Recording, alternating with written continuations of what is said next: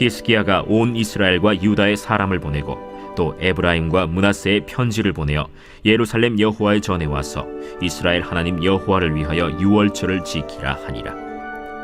왕이 방백들과 예루살렘 온 회중과 더불어 의논하고 둘째 달에 유월절을 지키려 하였으니 이는 성결하게 한 제사장들이 부족하고 백성도 예루살렘에 모이지 못하였으므로 그 정한 때에 지킬 수 없었음이라. 왕과 온 회중이 이 일을 좋게 여기고 드디어 왕이 명령을 내려 브엘세바에서부터 단까지 온 이스라엘에 공포하여 일제히 예루살렘으로 와서 이스라엘 하나님 여호와의 유월절을 지키라 하니 이는 기록한 규례대로 오랫동안 지키지 못하였습니다. 보발꾼들이 왕과 방백들의 편지를 받아가지고 왕의 명령을 따라온 이스라엘과 유다에 두루 다니며 전하니 일렀으되, 이스라엘 자손들아, 너희는 아브라함과 이삭과 이스라엘의 하나님 여호와께로 돌아오라. 그리하면 그가 너희 남은 자 곧 아수르 왕의 손에서 벗어난 자에게로 돌아오시리라.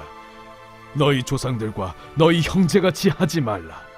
그들은 그의 조상들의 하나님 여호와께 범죄하였으므로 여호와께서 멸망하도록 버려두신 것을 너희가 똑똑히 보는 바니라. 그런즉 너희 조상들같이 목을 곧게 하지 말고 여호와께 돌아와 영원히 거룩하게 하신 전에 들어가서 너희 하나님 여호와를 섬겨 그의 진노가 너희에게서 떠나게 하라.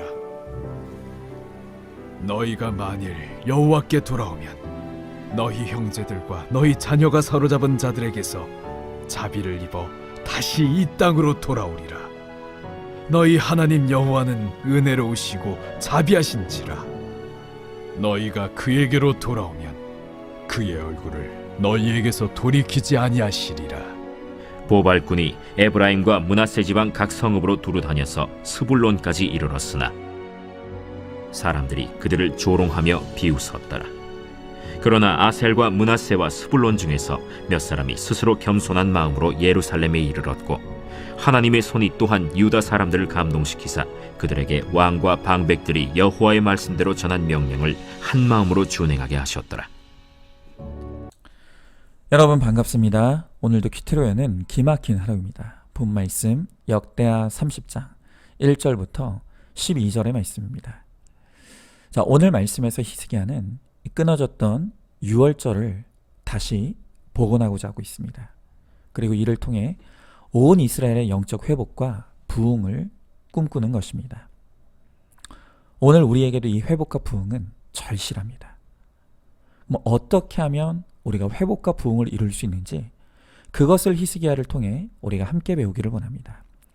자, 먼저 오늘 1절부터 5절의 말씀을 보면 방금 말씀드린 것처럼 히스기야는 유월절을 다시 복원하고자 하고 있습니다.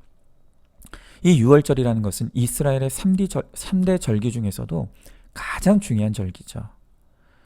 출애굽 전날 밤 죽음의 사자가 애굽의 장자들을 모두 죽일 때 어린 양의 피를 문설주에 바른 이스라엘 백성의 집은 그냥 넘어감으로 구원받았던 바로 그 사건을 기념하도록 하나님께서 지키라 명하신 절기였습니다. 이 유월절을 통해 이스라엘 백성들은 자신이 하나님의 백성이라는 정체성을 확인하고 또한 장차 오실 완전한 구원자이신 메시아 예수님을 소망하고 갈망했습니다. 자, 그런데 이스라엘이 타락하여 하나님을 떠나자 이 유월절 절기가 끊어지고 말았던 것입니다.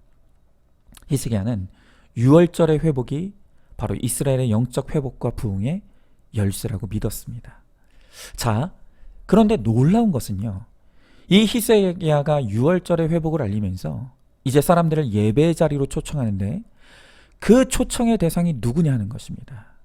자, 1절에 보니까 히스기야가 온 이스라엘과 유다의 사람을 보내고 또 에브라임과 므낫세에 초청의 편지를 보냈다고 합니다. 자, 여러분, 이게 왜 놀라운 일인지 아시겠습니까? 히스기야가 유다 백성에게 초청장을 보낸 것은 당연한 것입니다. 히스기야가 남유다의 왕이고 또 남유다는 믿음의 계보를 잇는 신앙의 공동체였습니다. 그런데 히스기야가 이 유월절 예배 초청장을 남유다에게만 보낸 게 아니라 북이스라엘에게도 보냈다는 사실입니다. 여러분, 북이스라엘은 나라가 갈라질 때 하나님과 성전을 버리고 자기 이익을 따라 갈라진 민족입니다. 그리고 그 후에 북이스라엘은 영적으로 깊은 침체와 암흑에 빠져들고 만 것이죠. 그런데 오늘 히스기야는 그런 북이스라엘에게도 우리 같이 예배하자고 오늘 그렇게 초청장을 보낸 것입니다. 히스기야는 비록 북이스라엘이 오래전에 하나님을 떠났지만 여전히 그들도 하나님이 사랑하는 사람들임을, 그들에게도 구원의 가능성이 있음을 믿었습니다. 그래서 포기하지 않고 그들에게 함께 예배하기를 오늘 청하는 것입니다. 하나님은 바로 이 히스기야의 영혼을 사랑하고 포기하지 않는 마음, 그 마음의 중심을 기쁘게 보셨습니다. 자, 여러분, 오늘 우리에게도 바로 이 북이스라엘 같은 존재들이 있습니다. 지금 내 가정이 하나님을 멀리 떠나 사는 북이스라엘일 수 있습니다.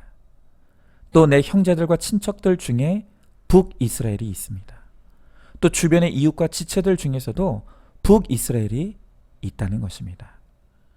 여러분, 오늘 그들을 대하는 나의 마음과 생각은 어떻습니까?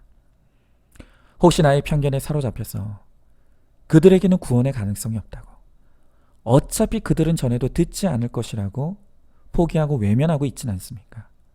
여러분, 그러나 오늘 하나님은 우리의 그런 편견과 오해를 하나님의 능력을 제한하는 불신앙으로 보신다는 것입니다. 여러분, 나 같은 100% 죄인도 구원하신 하나님이시라면 북이스라엘 같은 내 남편, 아내, 자녀, 형제, 자매, 이웃과 지체들도 얼마든지 변화시키고 구원받게 하실 수 있다는 것을 믿어야 합니다. 그리고 우리도 그들에게 예배의 자리로 초대하고 복음을 전해야 합니다. 여러분, 저에게도 이 북이스라엘 같은 존재가 있었습니다. 그것은 다름 아닌 바로 우리 안산중앙교회였습니다.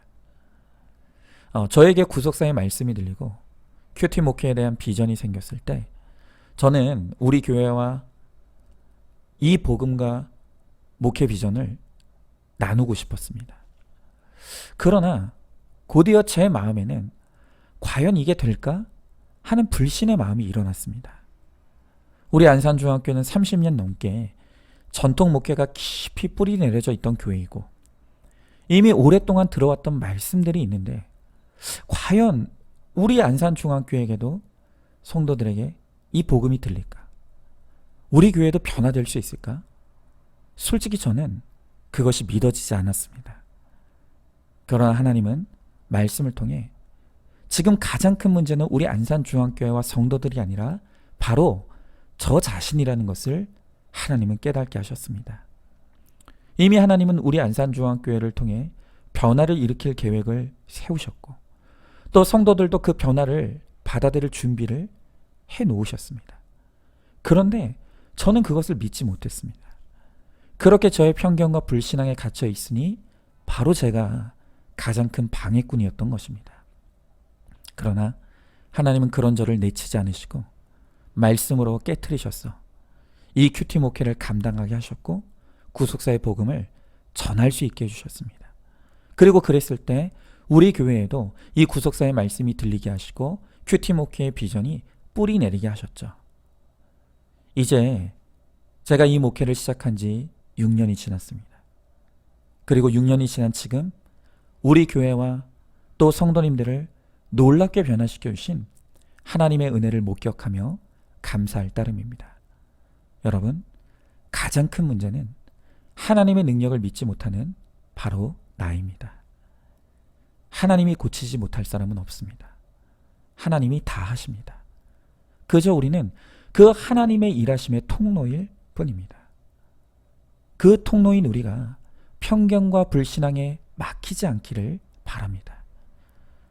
우리는 그저 우리에게 맡겨진 복음 전함의 사명을 감당함으로 하나님께서 일하시는 그 놀라운 구원의 역사를 목격하고 누리게 되기를 소망합니다. 자, 질문해 봅니다. 나에게 북이스라엘은 누구입니까? 나의 편견과 불신앙으로 복음 전하기를 포기하고 있지는 않습니까? 나 같은 죄인을 구원하신 하나님이 누구라도 구원하실 수 있음을 믿으시기 바랍니다. 나의 북이스라엘 남편과 아내, 자녀 부모, 형제 자매, 지체들을 예배로 초청하시고 나의 복음과 간증을 들려주시기 바랍니다. 자, 다음으로 오늘 6절부터 9절의 말씀을 보면 이제 히스기야는 유월절 절기를 지킬 날짜를 둘째 달에 지키기로 하고 보발꾼들을 모든 이스라엘 전역에 보내어 초청의 메시지를 전하기 시작합니다. 자, 그런데 우리는 여기서 이스라엘의 구원을 위한 히스기야의 지혜를 엿볼 수 있습니다. 여러분, 이 히스기야가 예배의 초청장을 보낼 때 아무 때나 보낸 게 아니었습니다. 히스기야는 바로 지금 이때야말로 남유다와 북이스라엘이 예배에 초청받을 적기라고 판단했던 것입니다. 그러면 지금이 어떤 때입니까? 여러분, 오늘 7절에 보면 왕이 보낸 보발꾼들이 이렇게 말하고 있습니다. 여호와께 범죄하였으므로 여호와께서 멸망하도록 버려두신 것을 너희가 똑똑히 보는 바니라. 여러분, 지금 이 보발꾼의 메시지를 통해 알 수 있는 이스라엘의 상황이 어떤 상황입니까? 바로 멸망당한 때였다는 것입니다. 그렇습니다. 히스기야가 왕이 되었을 때는 아수르가 강국으로 일어났던 때였습니다. 하나님은 이 아수르를 징계의 막대기로 사용하셔서 먼저 북이스라엘이 아수르의 군대에 의해 망하게 하셨습니다. 그리고 남유다도 아수르의 공격으로 거의 폐허가 되고 말았습니다. 바로 이렇게 아수르에 의해 온 이스라엘이 초토화되고 백성들의 마음은 곤고할 때로 곤고해져 있던 때가 바로 지금 이때였다는 것입니다. 그리고 히스기야는 바로 이때야말로 복음을 전할 가장 좋은 타이밍이라는 것을 그는 분별하고 깨달았던 것입니다. 여러분, 이렇게 구원을 위해서는 반드시 지혜가 필요합니다. 그런데 구원을 위해 필요한 지혜라는 것은 바로 때와 타이밍을 분별하는 지혜입니다. 아무 때나 복음을 전한다고 되는 것이 아닙니다. 정확한 때와 정확한 타이밍에 정확한 대상을 향해 복음을 외칠 때 비로소 복음이 들리는 역사는 일어납니다. 자, 그러면 그 때와 타이밍을 아는 지혜는 어떻게 가질 수 있습니까? 그것은 바로 우리가 큐티할 때 얻을 수 있습니다. 매일 큐티로 말씀의 인도를 받으면 하나님께서 말씀을 통해 오늘 우리가 침묵해야 될 때인지 지금 이때가 외쳐야 될 때인지를 정확하게 알려주십니다. 자, 그러나 분명한 것 하나는 우리 인생의 멸망을 당하는 바로 이 고난의 때야말로 복음이 가장 잘 들리는 때라는 것을 우리는 알아야 합니다. 우리가 등 따시고 배불러서 부족함이 없을 때는 마음이 높아져 복음이 들리지 않습니다. 그러나 인생의 해달별이 떨어지는 멸망의 사건을 겪게 될 때, 그때 우리가 가장 겸손해지고 공고해지는 때입니다. 그리고 바로 그때가 하나님의 말씀이 가장 잘 들릴 수 있는 때입니다. 그래서 우리는 고난당하는 사람들에게 관심을 가져야 합니다. 그들에게 가까이 가야 합니다. 그리고 그들에게 담대하게 복음을 외쳐야 합니다. 오늘 7절 말씀처럼 오늘 고난 당하는 자들 향해 여호와께 범죄하였으므로 여호와께서 멸망하도록 버려두셨다는 것을, 또 8절에 여호와께 돌아와 그를 섬겨 진노가 너희에게서 떠나가게 하라고, 그리고 9절에 회개하고 돌이키면 너희 하나님 여호와의 은혜와 자비를 누리게 될 것이라는 것을 말씀으로 해석해 줘야 합니다. 우리가 거룩한 보발꾼이 되어서 주님의 복음을 전하고 천국의 초청장을 나눌 때 주님이 우리를 통해 반드시 역사해 주실 줄로 믿습니다. 자, 질문해 봅니다. 복음을 전하는 것도 때와 타이밍이 있다는 것을 알고 있습니까? 또한 대상이 중요하다는 것을 알고 있습니까? 지혜와 분별이 없이 아무 때나 아무에게나 복음을 전하여 열매가 없진 않습니까? 날마다 큐티로 정확한 타이밍을 아는 말씀의 지혜를 얻으시기 바랍니다. 자, 이제 마지막으로 오늘 10절의 말씀에 보니까 이렇게 보발꾼들이 북이스라엘의 전역을 돌며 복음을 전하고 초청장을 나눠주지만 그들이 조롱하고 비웃었다고 합니다. 여러분, 오늘 우리가 오직 영혼 구원을 위해 나의 죄패를 드러내고 간증을 나눕니다. 그러나 우리가 그렇게 한다고 모두가 은혜 받고 감동하는 게 아니라는 것을 알아야 합니다. 우리가 간증할 때 무슨 그런 걸 자랑이라고 이야기하냐고, 예수 믿어서 할 말이 그런 것밖에 없느냐고, 믿지 않는 사람뿐만이 아니라 믿는 사람들조차도 우리를 조롱하고 비웃습니다. 그러나 우리가 그런 사람들의 반응에 일희일비하면서 낙심하면 안 됩니다. 아무리 세상이 약하고 소망이 없는 것처럼 보여도 내가 전하는 복음과 간증, 그리고 섬김과 희생을 통해 하나님은 때가 되면 반드시 구원의 열매를 맺게 하신다는 것을 믿어야 합니다. 그래서 오늘 11절의 말씀에 보니까 아살과 므낫세와 스불론 중에 몇 사람이 스스로 겸손한 마음으로 예루살렘에 이르렀다고 합니다. 여러분, 오늘 이 보발꾼들이 사람들이 조롱하고 비웃는다고 하여 일희일비하면서 전하기를 포기했다면 아무 열매도 맺지 못했을 것입니다. 그러나 사람들이 조롱하든 비웃든 그것이 왕의 명령이기에 끝까지 순종하고 사명을 감당했더니 마침내 몇 사람의 열매를 얻게 되었다는 것입니다. 여러분, 바울은 디모데후서 4장 2절에서 말하기를 너는 말씀을 전파하라. 때를 얻든지 못 얻든지 항상 힘쓰라 라고 말합니다. 여러분, 지금 바울이 무엇을 말합니까? 복음을 전할 때 아무 열매도 얻지 못할 수 있다는 것입니다. 여러분, 대사도였던 바울에게도 열매를 얻지 못하는 때가 있었습니다. 그러나 바울이 말하는 것이 무엇입니까? 그럼에도 말씀을 전파하라는 것입니다.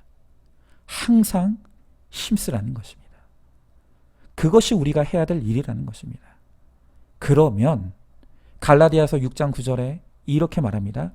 우리가 선을 행하되 낙심하지 말지니 포기하지 아니하면 때가 이름에 거두리라.